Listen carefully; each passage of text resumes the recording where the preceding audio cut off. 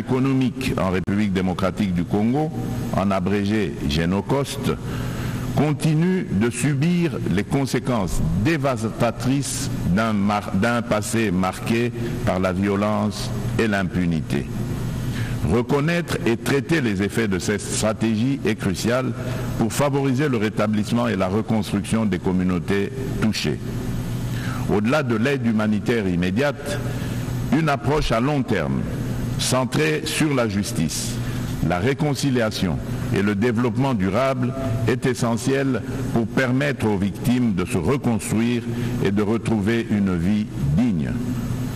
C'est pourquoi le gouvernement de la République démocratique du Congo a décidé d'institutionnaliser la journée du 2 août, journée du Génocost, dédiée aux victimes des crimes odieux perpétrés par des rebelles soutenus par des multinationales et des États de la région. Cette journée incarne une communion nationale permettant de confronter un passé douloureux pour aller de l'avant. Elle est essentielle pour renforcer la conscience historique de notre pays et affirmer la détermination de la nation à prévenir la répétition de telles barbaries. Monsieur le Président, le terrorisme constitue une menace sérieuse pour la paix et la sécurité internationale, touchant toutes les régions du monde. Après avoir sévi en Asie, en Europe occidentale et en Amérique du Nord, ce fléau semble désormais s'enraciner en Afrique.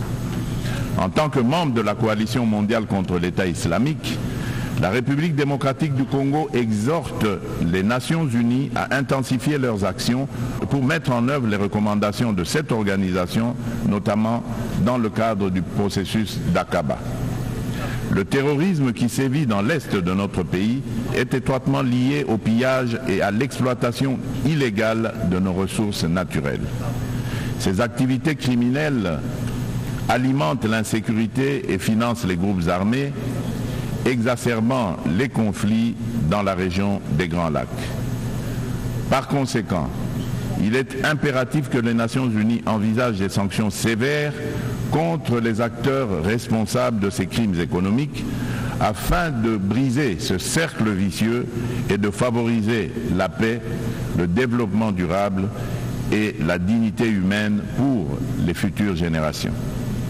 Monsieur le Président, selon le dernier rapport d'examen national volontaire des objectifs de développement durable, la République démocratique du Congo a réalisé des avancées significatives vers plusieurs cibles des ODD grâce à des réformes et interventions majeures.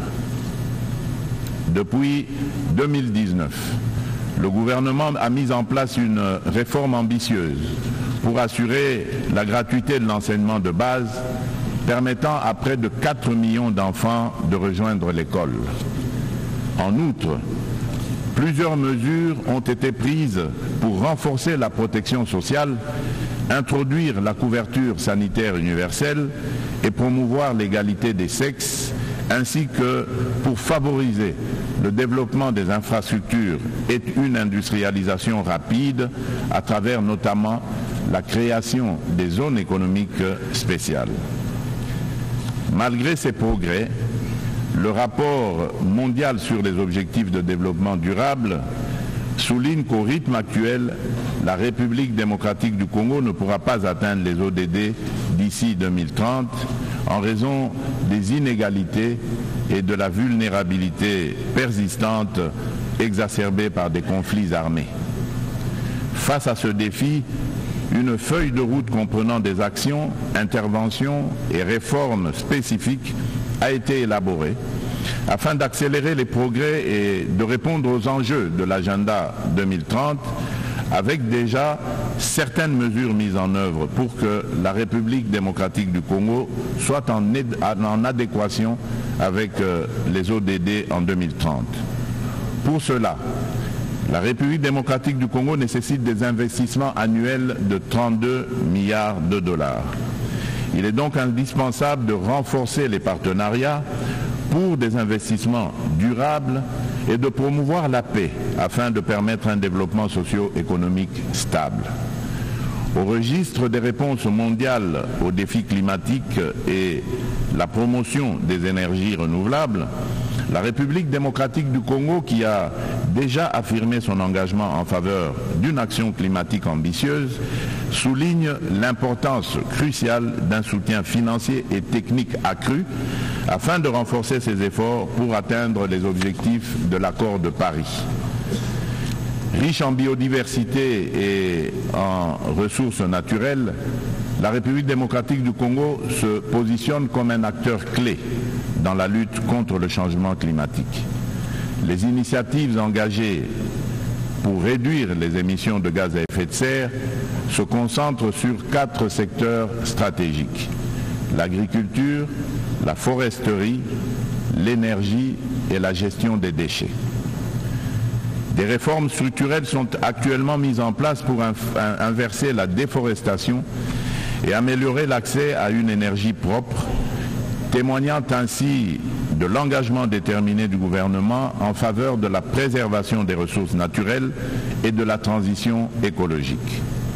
Concernant la valorisation des forêts tropicales, un tournant majeur a été franchi à Bali en novembre 2022, en Indonésie, avec l'adoption de la déclaration conjointe sur la coopération autour de la forêt tropicale et l'action climatique signée par le Brésil, l'Indonésie et la République démocratique du Congo.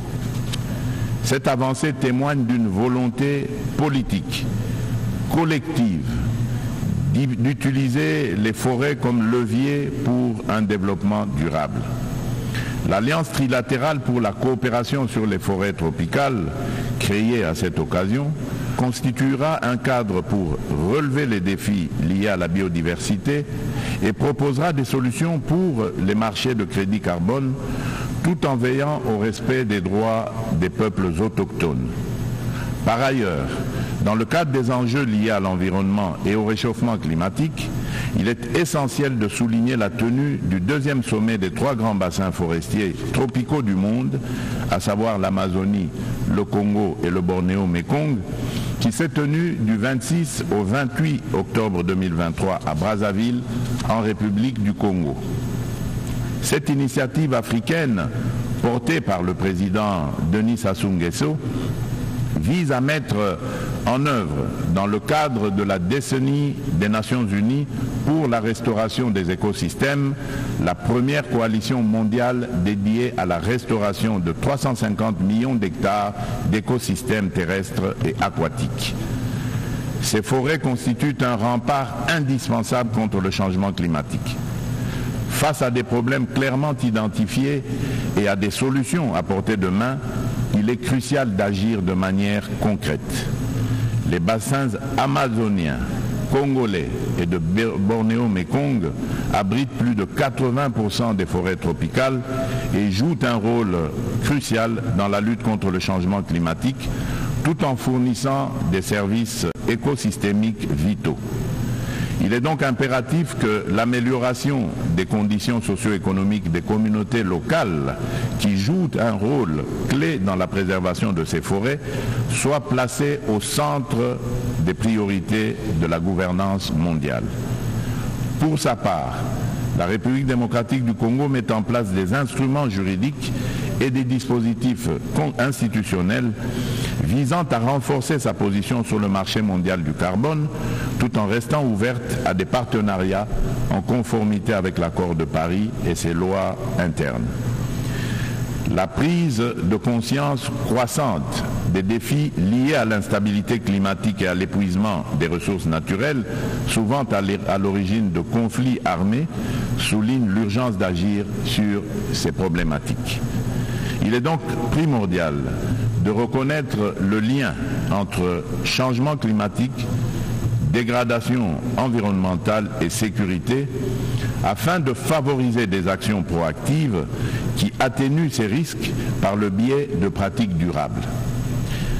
À cet égard, nous appelons le Conseil de sécurité à établir des mécanismes internationaux intégrant les questions de sécurité climatique dans leurs discussions. Monsieur le Président, face à un défi énergétique majeur. Le monde fait face à un défi énergétique majeur. Les systèmes basés sur les combustibles fossiles sont responsables d'importantes émissions de gaz à effet de serre, exacerbant le changement climatique. Sans efforts concertés pour promouvoir les énergies renouvelables, nous risquerions de faire face à davantage de crises telles que des conditions météorologiques extrêmes et des conflits liés aux ressources naturelles comme nous l'observons déjà. La République démocratique du Congo dispose de ressources abondantes, y compris des minéraux essentiels tels que le cobalt, le lithium, le nickel et le graphite, pour ne citer que ceux-là, qui peuvent faciliter une transition énergétique durable. Nous appelons à la coopération internationale pour développer les technologies et infrastructures nécessaires. Notre vision est de transformer l'exploitation de nos ressources en levier pour un développement durable et inclusif, tout en améliorant l'éducation, la santé et les infrastructures. L'inclusion sociale est au centre de notre stratégie, garantissant une répartition équitable des bénéfices du progrès. En nous investissant dans la lutte contre le changement climatique et en contribuant aux objectifs de développement durable, la République démocratique du Congo est prête à jouer un rôle clé dans la transformation des systèmes énergétiques mondiaux. Ensemble, nous pouvons bâtir un avenir où l'énergie est propre, durable et accessible à tous. Monsieur le Président, j'aimerais également aborder la question cruciale de la parité homme-femme. Bien que la participation égale des femmes et des hommes à la vie politique soit internationalement reconnue, il subsiste dans la pratique un fossé entre l'égalité juridique et la réalité dans l'exercice du pouvoir. Les préoccupations des femmes méritent d'être intégrées dans les décisions majeures qui touchent notre société.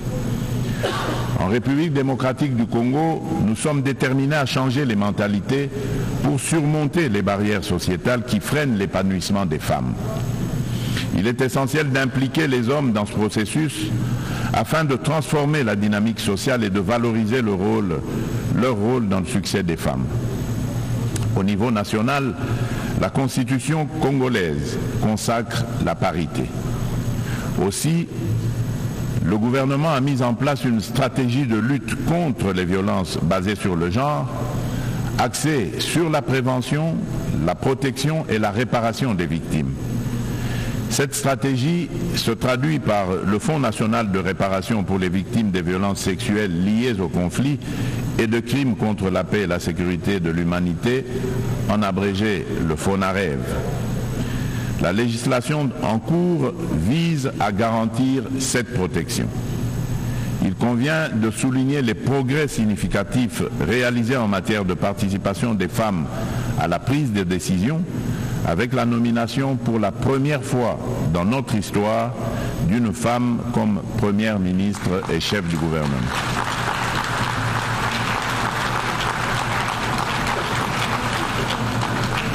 Nous assistons également à une présence accrue de femmes dans les instances gouvernementales ainsi que dans le Parlement et le système judiciaire, illustrée par la nomination de femmes au poste de premier président du Conseil d'État et à la tête de la Banque centrale du Congo.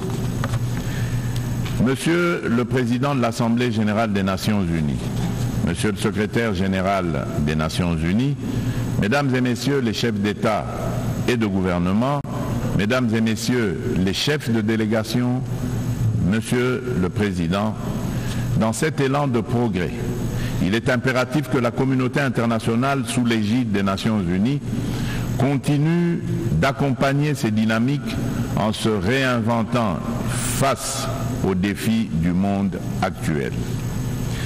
Pour maintenir la confiance de la communauté internationale, l'Organisation des Nations Unies doit prouver sa capacité à s'adapter aux évolutions contemporaines et à les surmonter de manière efficace et responsable.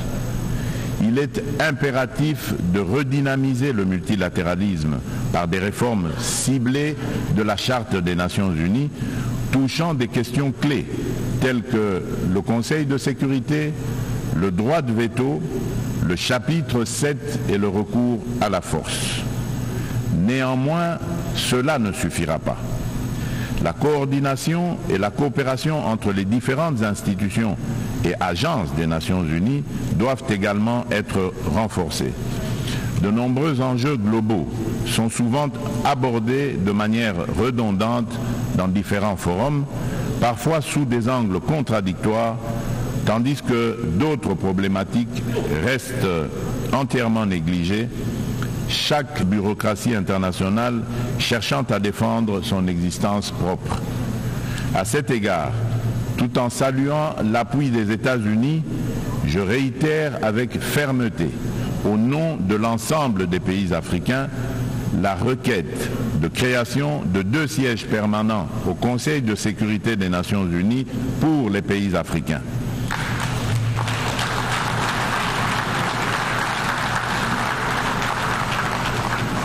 En tant que principal décideur au sein de l'ONU, cet organe doit intégrer des représentants africains parmi ses membres permanents avec toutes les prérogatives leur reconnues, notamment le droit de veto pour garantir une juste représentation géographique.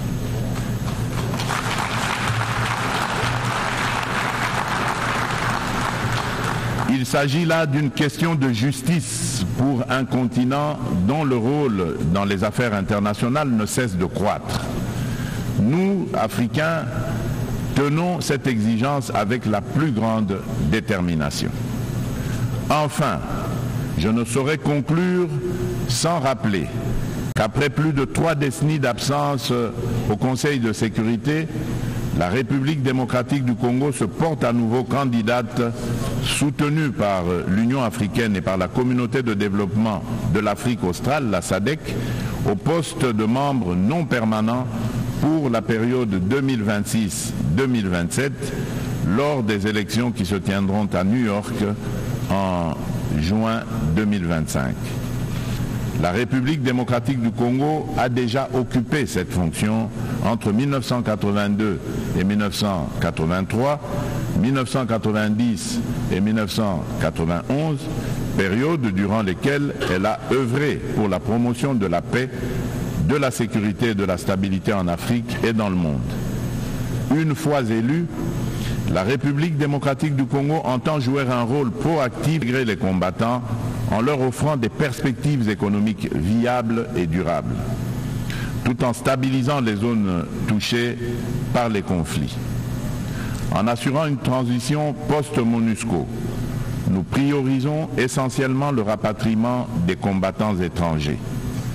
Le PDDRCS est un levier crucial pour la paix en République démocratique du Congo et j'invite nos partenaires et amis à le soutenir. Par ailleurs, des milliers de victimes du génocide pour des gains économiques en République démocratique du Congo, en abrégé Génocost, continuent de subir les conséquences dévastatrices d'un passé marqué par la violence et l'impunité. Reconnaître et traiter les effets de cette stratégie est crucial pour favoriser le rétablissement et la reconstruction des communautés touchées. Au-delà de l'aide humanitaire immédiate, une approche à long terme, centrée sur la justice, la réconciliation et le développement durable est essentielle pour permettre aux victimes de se reconstruire et de retrouver une vie digne. C'est pourquoi le gouvernement de la République démocratique du Congo a décidé d'institutionnaliser la journée du 2 août, journée du Génocost, dédiée aux victimes des crimes odieux perpétrés par des rebelles soutenus par des multinationales et des États de la région. Cette journée incarne une communion nationale permettant de confronter un passé douloureux pour aller de l'avant. Elle est essentielle pour renforcer la conscience historique de notre pays et affirmer la détermination de la nation à prévenir la répétition de telles barbaries. Monsieur le Président, Le terrorisme constitue une menace sérieuse pour la paix et la sécurité internationale, touchant toutes les régions du monde. Après avoir sévi en Asie, en Europe occidentale et en Amérique du Nord, ce fléau semble désormais s'enraciner en Afrique. En tant que membre de la coalition mondiale contre l'État islamique, la République démocratique du Congo exhorte les Nations unies à intensifier leurs actions pour mettre en œuvre les recommandations de cette organisation, notamment dans le cadre du processus d'Aqaba. Le terrorisme qui sévit dans l'est de notre pays est étroitement lié au pillage et à l'exploitation illégale de nos ressources naturelles. Ces activités criminelles alimentent l'insécurité et financent les groupes armés, exacerbant les conflits dans la région des Grands Lacs.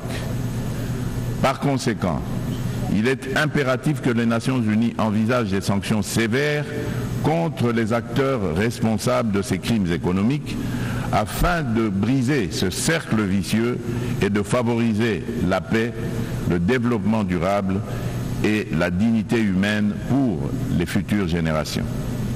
Monsieur le Président, selon le dernier rapport d'examen national volontaire des objectifs de développement durable, la République démocratique du Congo a réalisé des avancées significatives vers plusieurs cibles des ODD grâce à des réformes et interventions majeures. Depuis 2019, le gouvernement a mis en place une réforme ambitieuse pour assurer la gratuité de l'enseignement de base, permettant à près de 4 millions d'enfants de rejoindre l'école. En outre, plusieurs mesures ont été prises pour renforcer la protection sociale, introduire la couverture sanitaire universelle et promouvoir l'égalité des sexes, ainsi que pour favoriser le développement des infrastructures et une industrialisation rapide à travers notamment la création des zones économiques spéciales. Malgré ces progrès, le rapport mondial sur les objectifs de développement durable souligne qu'au rythme actuel, la République démocratique du Congo ne pourra pas atteindre les ODD d'ici 2030 en raison des inégalités et de la vulnérabilité persistante exacerbée par des conflits armés. Face à ce défi, une feuille de route comprenant des actions, interventions et réformes spécifiques a été élaborée afin d'accélérer les progrès et de répondre aux enjeux de l'agenda 2030 avec déjà certaines mesures mises en œuvre pour que la République démocratique du Congo soit en adéquation avec les ODD en 2030. Pour cela, la République démocratique du Congo nécessite des investissements annuels de 32 milliards de dollars. Il est donc indispensable de renforcer les partenariats pour des investissements durables et de promouvoir la paix afin de permettre un développement socio-économique stable.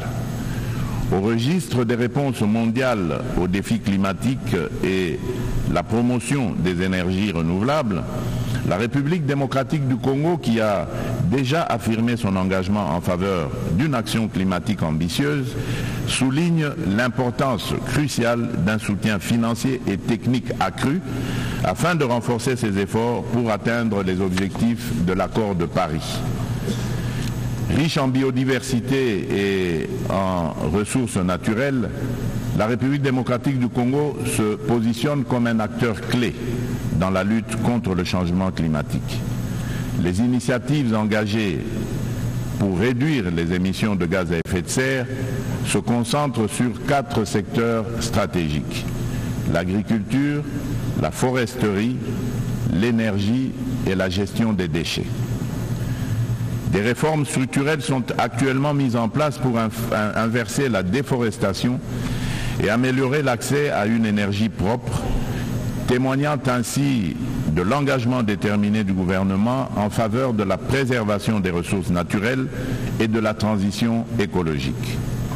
Concernant la valorisation des forêts tropicales, un tournant majeur a été franchi à Bali en novembre 2022, en Indonésie, avec l'adoption de la déclaration conjointe sur la coopération autour de la forêt tropicale et l'action climatique signée par le Brésil, l'Indonésie et la République démocratique du Congo. Cette avancée témoigne d'une volonté politique, collective, d'utiliser les forêts comme levier pour un développement durable. L'Alliance trilatérale pour la coopération sur les forêts tropicales, créée à cette occasion, constituera un cadre pour relever les défis liés à la biodiversité et proposera des solutions pour les marchés de crédit carbone, tout en veillant au respect des droits des peuples autochtones. Par ailleurs, dans le cadre des enjeux liés à l'environnement et au réchauffement climatique, il est essentiel de souligner la tenue du deuxième sommet des 3 grands bassins forestiers tropicaux du monde, à savoir l'Amazonie, le Congo et le Bornéo-Mékong, qui s'est tenu du 26 au 28 octobre 2023 à Brazzaville, en République du Congo. Cette initiative africaine, portée par le président Denis Sassou Nguesso, vise à mettre en œuvre, dans le cadre de la décennie des Nations Unies pour la restauration des écosystèmes, la première coalition mondiale dédiée à la restauration de 350 millions d'hectares d'écosystèmes terrestres et aquatiques. Ces forêts constituent un rempart indispensable contre le changement climatique. Face à des problèmes clairement identifiés et à des solutions à portée de main, il est crucial d'agir de manière concrète.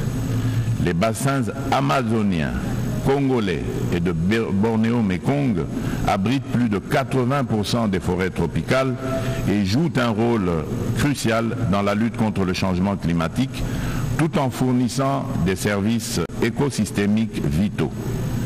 Il est donc impératif que l'amélioration des conditions socio-économiques des communautés locales qui jouent un rôle clé dans la préservation de ces forêts soit placée au centre des priorités de la gouvernance mondiale.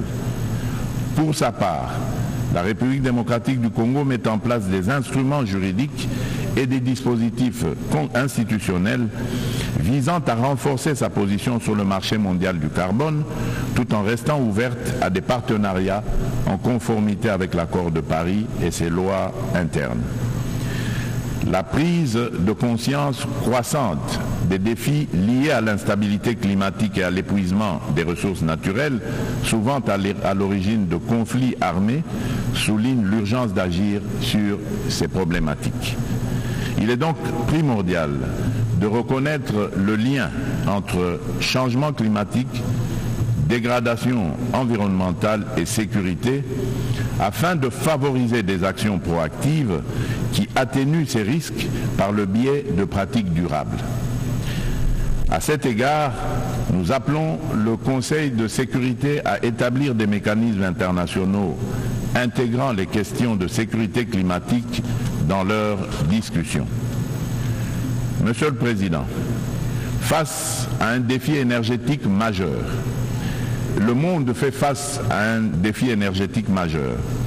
Les systèmes basés sur les combustibles fossiles sont responsables d'importantes émissions de gaz à effet de serre, exacerbant le changement climatique. Sans efforts concertés pour promouvoir les énergies renouvelables, nous risquerions de faire face à davantage de crises telles que des conditions météorologiques extrêmes et des conflits liés aux ressources naturelles comme nous l'observons déjà. La République démocratique du Congo dispose de ressources abondantes, y compris des minéraux essentiels tels que le cobalt, le lithium, le nickel et le graphite, pour ne citer que ceux-là, qui peuvent faciliter une transition énergétique durable. Nous appelons à la coopération internationale pour développer les technologies et infrastructures nécessaires. Notre vision est de transformer l'exploitation de nos ressources en levier pour un développement durable et inclusif, tout en améliorant l'éducation, la santé et les infrastructures. L'inclusion sociale est au centre de notre stratégie, garantissant une répartition équitable des bénéfices du progrès. En nous investissant dans la lutte contre le changement climatique et en contribuant aux objectifs de développement durable, la République démocratique du Congo est prête à jouer un rôle clé dans la transformation des systèmes énergétiques mondiaux. Ensemble, nous pouvons bâtir un avenir où l'énergie est propre, durable et accessible à tous. Monsieur le Président, j'aimerais également aborder la question cruciale de la parité homme-femme. Bien que la participation égale des femmes et des hommes à la vie politique soit internationalement reconnue, il subsiste dans la pratique un fossé entre l'égalité juridique et la réalité dans l'exercice du pouvoir. Les préoccupations des femmes méritent d'être intégrées dans les décisions majeures qui touchent notre société. En République démocratique du Congo, nous sommes déterminés à changer les mentalités pour surmonter les barrières sociétales qui freinent l'épanouissement des femmes. Il est essentiel d'impliquer les hommes dans ce processus afin de transformer la dynamique sociale et de valoriser leur rôle dans le succès des femmes. Au niveau national, la Constitution congolaise consacre la parité.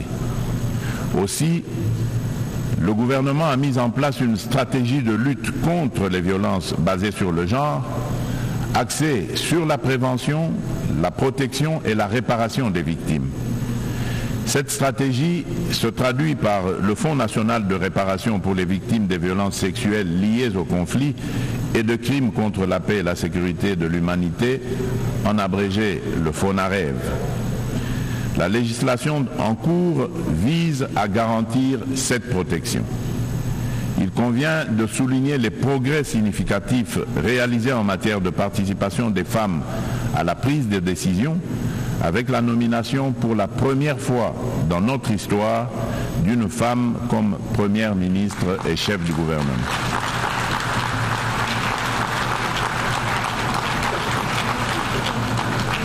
Nous assistons également à une présence accrue de femmes dans les instances gouvernementales ainsi que dans le Parlement et le système judiciaire, illustrée par la nomination de femmes au poste de premier président du Conseil d'État et à la tête de la Banque centrale du Congo.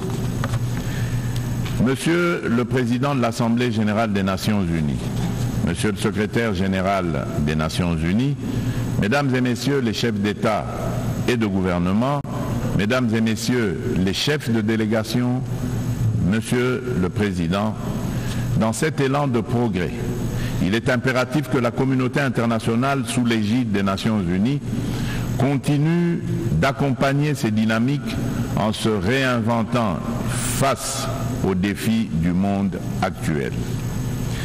Pour maintenir la confiance de la communauté internationale, l'Organisation des Nations Unies doit prouver sa capacité à s'adapter aux évolutions contemporaines et à les surmonter de manière efficace et responsable.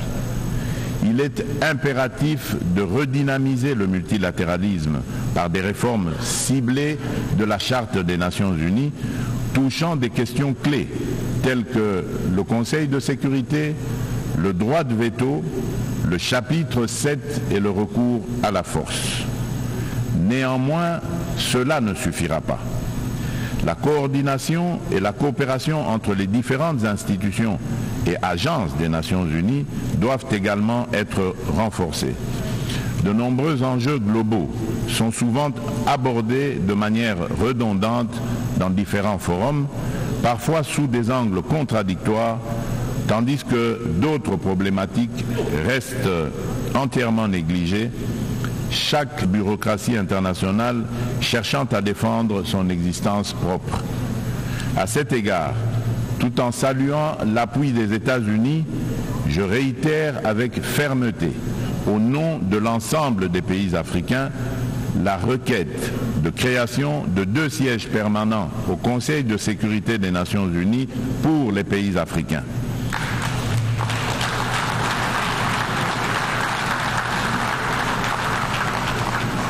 En tant que principal décideur au sein de l'ONU, cet organe doit intégrer des représentants africains Parmi ses membres permanents, avec toutes les prérogatives leur reconnues, notamment le droit de veto, pour garantir une juste représentation géographique.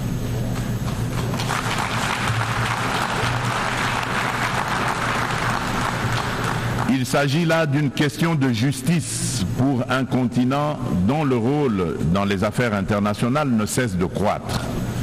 Nous, Africains, tenons cette exigence avec la plus grande détermination. Enfin, je ne saurais conclure sans rappeler qu'après plus de 3 décennies d'absence au Conseil de sécurité, la République démocratique du Congo se porte à nouveau candidate, soutenue par l'Union africaine et par la communauté de développement de l'Afrique australe, la SADC, au poste de membre non permanent pour la période 2026-2027, lors des élections qui se tiendront à New York en juin 2025. La République démocratique du Congo a déjà occupé cette fonction entre 1982 et 1983, 1990 et 1991, période durant lesquelles elle a œuvré pour la promotion de la paix, de la sécurité et de la stabilité en Afrique et dans le monde. Une fois élue, la République démocratique du Congo entend jouer un rôle proactif au sein du Conseil de sécurité, participant à la revitalisation de la Charte des Nations Unies et contribuant de manière constructive aux débats et aux actions qui en découlent. Mon pays sollicite donc le soutien de tous les États membres en vue de son élection. En ces temps où le multilatéralisme est mis à l'épreuve, la République démocratique du Congo réaffirme son engagement indéfectible envers la communauté internationale, prête à assumer avec honneur et responsabilité la mission de forger un avenir où la coopération et la paix prévalent sur le conflit et la division. Nelson Mandela a dit, je cite, « Aucun de nous agissant seul ne peut atteindre le succès ». Fin de citation.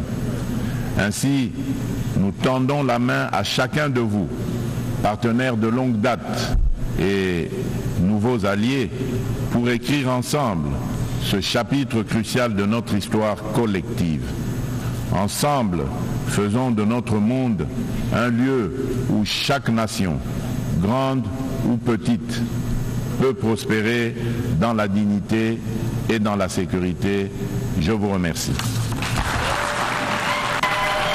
Intégrer les combattants en leur offrant des perspectives économiques viables et durables, tout en stabilisant les zones touchées par les conflits. En assurant une transition post-MONUSCO, nous priorisons essentiellement le rapatriement des combattants étrangers. Le PDDRCS est un levier crucial pour la paix en République démocratique du Congo et j'invite nos partenaires et amis à le soutenir.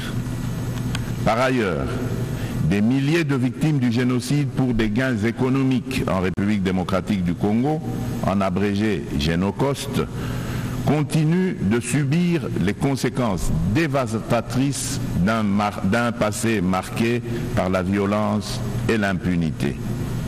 Reconnaître et traiter les effets de cette stratégie est crucial pour favoriser le rétablissement et la reconstruction des communautés touchées.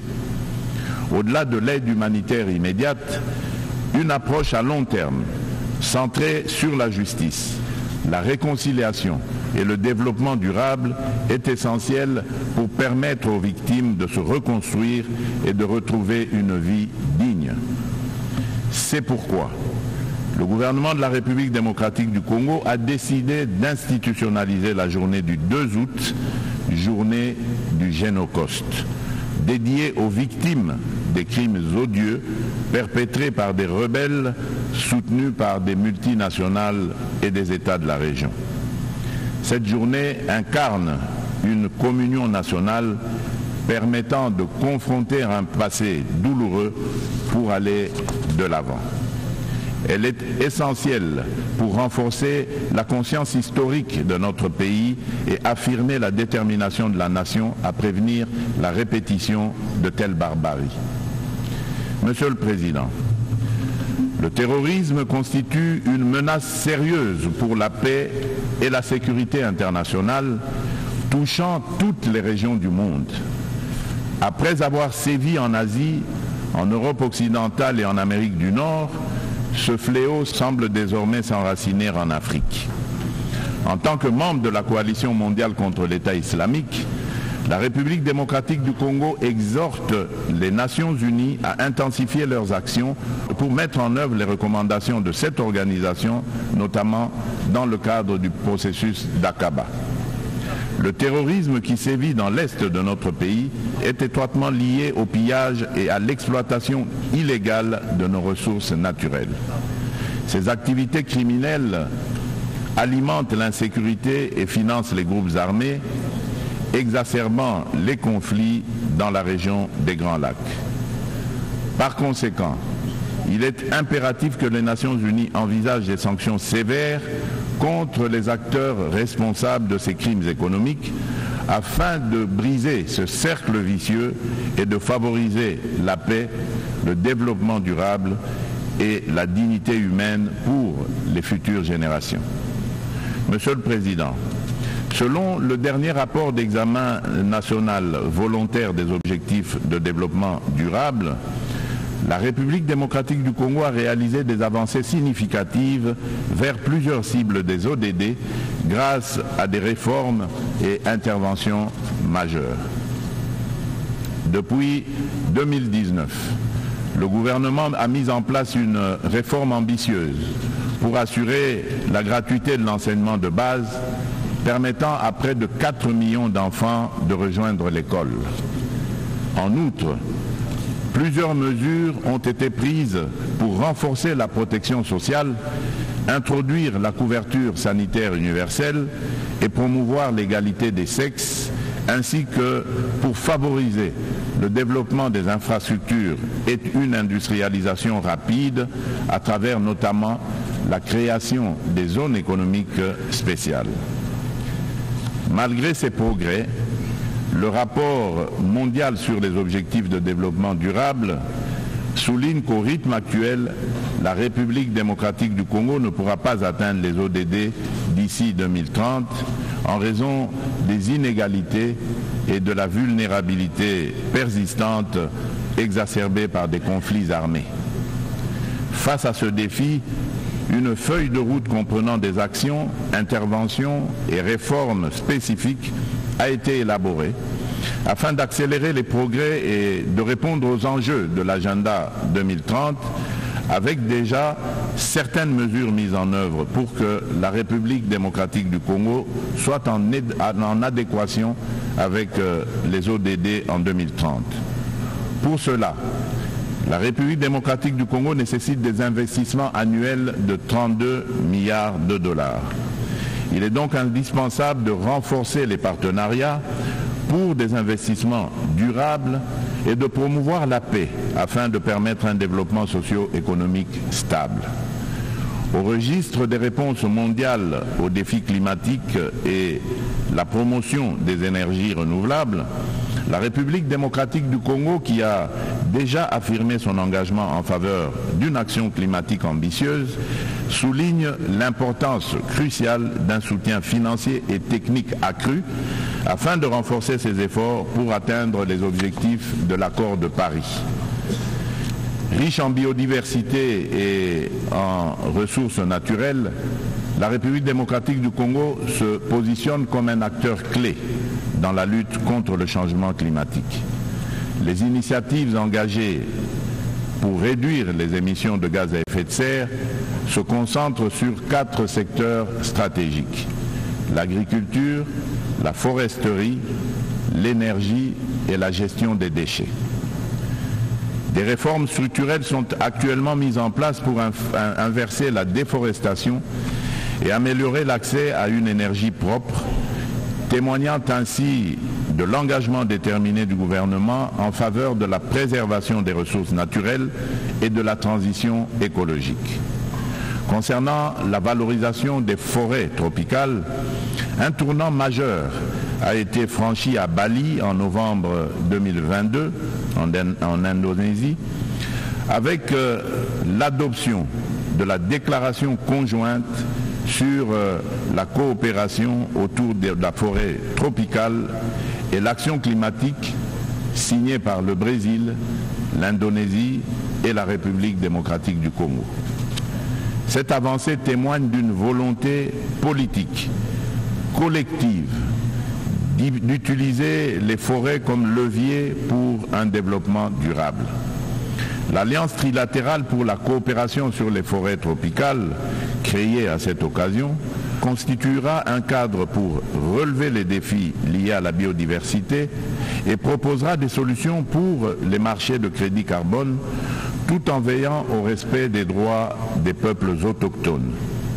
Par ailleurs, dans le cadre des enjeux liés à l'environnement et au réchauffement climatique, il est essentiel de souligner la tenue du deuxième sommet des 3 grands bassins forestiers tropicaux du monde, à savoir l'Amazonie, le Congo et le Bornéo-Mékong, qui s'est tenu du 26 au 28 octobre 2023 à Brazzaville, en République du Congo. Cette initiative africaine, portée par le président Denis Sassou Nguesso, vise à mettre en œuvre, dans le cadre de la décennie des Nations Unies pour la restauration des écosystèmes, la première coalition mondiale dédiée à la restauration de 350 millions d'hectares d'écosystèmes terrestres et aquatiques. Ces forêts constituent un rempart indispensable contre le changement climatique. Face à des problèmes clairement identifiés et à des solutions à portée de main, il est crucial d'agir de manière concrète. Les bassins amazoniens, congolais et de Bornéo-Mékong abritent plus de 80% des forêts tropicales et jouent un rôle crucial dans la lutte contre le changement climatique, tout en fournissant des services écosystémiques vitaux. Il est donc impératif que l'amélioration des conditions socio-économiques des communautés locales qui jouent un rôle clé dans la préservation de ces forêts soit placée au centre des priorités de la gouvernance mondiale. Pour sa part, la République démocratique du Congo met en place des instruments juridiques et des dispositifs institutionnels visant à renforcer sa position sur le marché mondial du carbone, tout en restant ouverte à des partenariats en conformité avec l'accord de Paris et ses lois internes.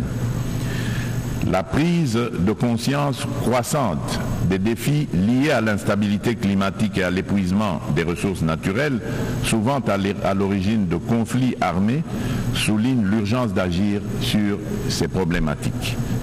Il est donc primordial de reconnaître le lien entre changement climatique, dégradation environnementale et sécurité afin de favoriser des actions proactives qui atténuent ces risques par le biais de pratiques durables. À cet égard, nous appelons le Conseil de sécurité à établir des mécanismes internationaux intégrant les questions de sécurité climatique dans leurs discussions. Monsieur le Président, face à un défi énergétique majeur, le monde fait face à un défi énergétique majeur. Les systèmes basés sur les combustibles fossiles sont responsables d'importantes émissions de gaz à effet de serre, exacerbant le changement climatique. Sans efforts concertés pour promouvoir les énergies renouvelables, nous risquerions de faire face à davantage de crises telles que des conditions météorologiques extrêmes et des conflits liés aux ressources naturelles comme nous l'observons déjà. La République démocratique du Congo dispose de ressources abondantes, y compris des minéraux essentiels tels que le cobalt, le lithium, le nickel et le graphite, pour ne citer que ceux-là, qui peuvent faciliter une transition énergétique durable. Nous appelons à la coopération internationale pour développer les technologies et infrastructures nécessaires. Notre vision est de transformer l'exploitation de nos ressources en levier pour un développement durable et inclusif, tout en améliorant l'éducation, la santé et les infrastructures.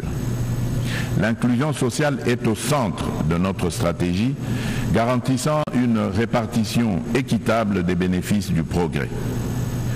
En nous investissant dans la lutte contre le changement climatique et en contribuant aux objectifs de développement durable, la République démocratique du Congo est prête à jouer un rôle clé dans la transformation des systèmes énergétiques mondiaux.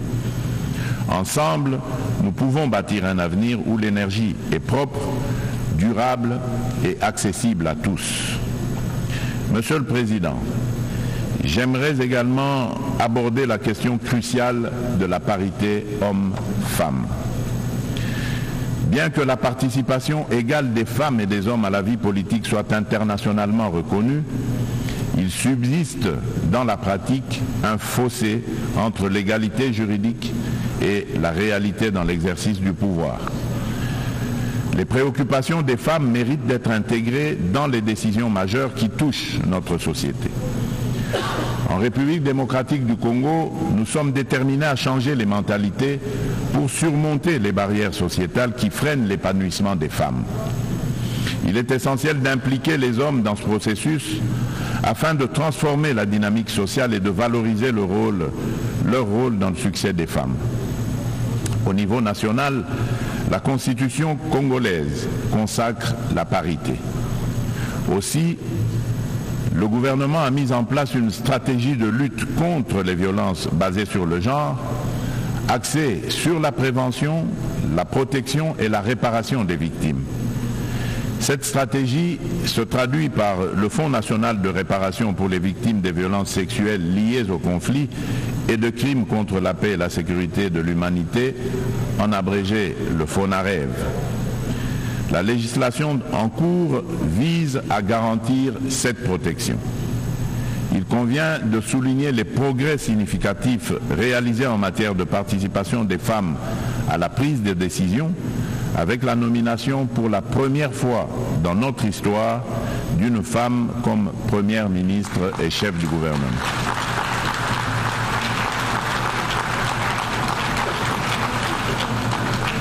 Nous assistons également à une présence accrue de femmes dans les instances gouvernementales ainsi que dans le Parlement et le système judiciaire, illustrée par la nomination de femmes au poste de premier président du Conseil d'État et à la tête de la Banque centrale du Congo.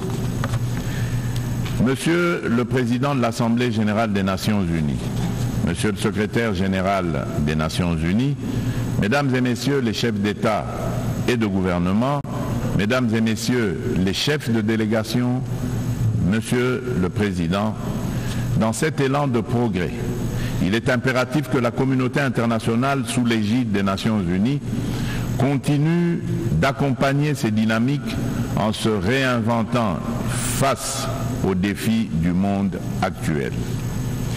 Pour maintenir la confiance de la communauté internationale, l'Organisation des Nations Unies doit prouver sa capacité à s'adapter aux évolutions contemporaines et à les surmonter de manière efficace et responsable. Il est impératif de redynamiser le multilatéralisme par des réformes ciblées de la Charte des Nations Unies touchant des questions clés telles que le Conseil de sécurité, le droit de veto, le chapitre 7 et le recours à la force. Néanmoins, cela ne suffira pas. La coordination et la coopération entre les différentes institutions et agences des Nations Unies doivent également être renforcées. De nombreux enjeux globaux sont souvent abordés de manière redondante dans différents forums, parfois sous des angles contradictoires, tandis que d'autres problématiques restent entièrement négligées, chaque bureaucratie internationale cherchant à défendre son existence propre. À cet égard, tout en saluant l'appui des États-Unis, je réitère avec fermeté, au nom de l'ensemble des pays africains, la requête de création de 2 sièges permanents au Conseil de sécurité des Nations Unies pour les pays africains.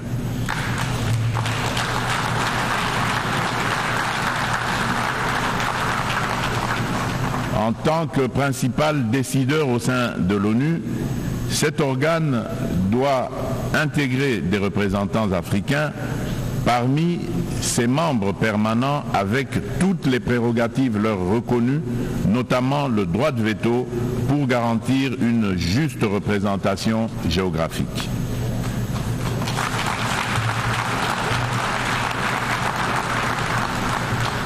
Il s'agit là d'une question de justice pour un continent dont le rôle dans les affaires internationales ne cesse de croître. Nous, Africains, tenons cette exigence avec la plus grande détermination. Enfin, je ne saurais conclure sans rappeler qu'après plus de 3 décennies d'absence au Conseil de sécurité, la République démocratique du Congo se porte à nouveau candidate, soutenue par l'Union africaine et par la communauté de développement de l'Afrique australe, la SADC, au poste de membre non permanent pour la période 2026-2027, lors des élections qui se tiendront à New York en juin 2025. La République démocratique du Congo a déjà occupé cette fonction entre 1982 et 1983, 1990 et 1991, période durant lesquelles elle a œuvré pour la promotion de la paix, de la sécurité et de la stabilité en Afrique et dans le monde. Une fois élue, la République démocratique du Congo entend jouer un rôle proactif au sein du Conseil de sécurité, participant à la revitalisation de la Charte des Nations Unies et contribuant de manière constructive aux débats et aux actions qui en découlent. Mon pays sollicite donc le soutien de tous les États membres en vue de son élection. En ces temps où le multilatéralisme est mis à l'épreuve, la République démocratique du Congo réaffirme son engagement indéfectible envers la communauté internationale, prête à assumer avec honneur et responsabilité la mission de forger un avenir où la coopération et la paix prévalent sur le conflit et la division. Nelson Mandela a dit, je cite, « Aucun de nous agissant seul ne peut atteindre le succès ». Fin de citation. Ainsi, nous tendons la main à chacun de vous, partenaires de longue date et nouveaux alliés, pour écrire ensemble ce chapitre crucial de notre histoire collective. Ensemble, faisons de notre monde un lieu où chaque nation, grande ou petite, peut prospérer dans la dignité et dans la sécurité. Je vous remercie.